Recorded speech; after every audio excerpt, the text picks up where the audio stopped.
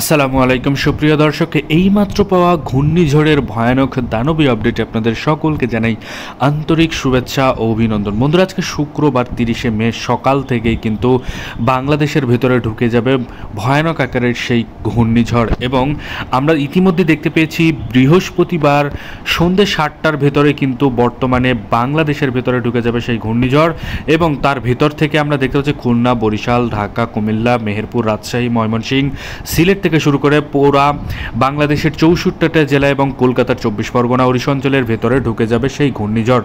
এছাড়া এই ঘূর্ণিঝড়ের তাণ্ডবের কারণে বাংলাদেশ ও কলকাতার বেশ কিছু জায়গার ক্ষয়ক্ষতি হবে বলে আবহাওয়াবিদরা জানিয়েছে। যেমন বড় বড় গাছপালা ভেঙে যেতে পারে, তার সাথে টিন সেট যাদের বাড়ি রয়েছে তাদের টিনের বাড়ি অথবা টিন উড়ে যেতে পারে বলে আবহাওয়াবিদরা জানিয়েছে। এতটা ভয়ানক আপডেট আপনারা দেখতে চলেছেন। এছাড়াও আগামীকাল শুক্রবার অর্থাৎ আজকে শুক্রবার ভোর 5টা-6টা থেকে কিন্তু আমরা দেখতে পাচ্ছি বাংলাদেশের ভেতরে ঢুকে গিয়ে ঢাকা থেকে শুরু করে ময়মনসিংহের আশেপাশে ঘুরপাক খাচ্ছে সেই ঘূর্ণিঝড়টি, এবং সর্বশেষ আপডেটে ভয়ানক কিছু রয়েছে সেগুলি আপনাদেরকে দেখানো হবে। তাই দয়া করে সম্পূর্ণ ভিডিওটি দেখবেন, এবং আপনি কোন জেলা থেকে আমাদের এই ভিডিওটি দেখছেন সেটা অবশ্যই কমেন্টে জানাতে ভুলবেন না। তাহলে চলুন আজকের এই ভিডিওটি শুরু করা যাক। ভিডিওটি শুরু করার আগে ছোট্ট একটা রিকোয়েস্ট, আপনি যদি আমাদের চ্যানেলের নতুন দর্শক হয়ে থাকেন তাহলে অবশ্যই আমাদের চ্যানেলকে এক্ষুনি সাবস্ক্রাইব করে পাশে থাকা নোটিফিকেশন বেল আইকনটি বাজিয়ে রাখুন বাংলাদেশ ও কলকাতার আবহাওয়ার পূর্বাভাস সবার আগে লেটেস্ট আমাদের এই চ্যানেলে দেখার জন্য। তাহলে চলুন এক নজরে দেখানো যাক।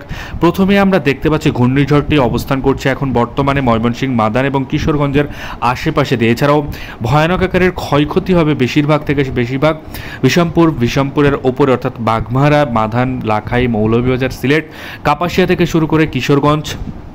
এছাড়াও আমরা দেখতে পাচ্ছি ঢাকা, আগরতলা, কুমিল্লার আশেপাশে দিয়ে এর প্রভাবটি পড়বে। এছাড়াও বাংলাদেশের 64টা জেলার সমস্ত জায়গায় কিন্তু মেঘলাযুক্ত আকাশ থাকবে, ঝড় বৃষ্টির সম্ভাবনা রয়েছে বলে আবহাওয়াবিদরা জানিয়েছে।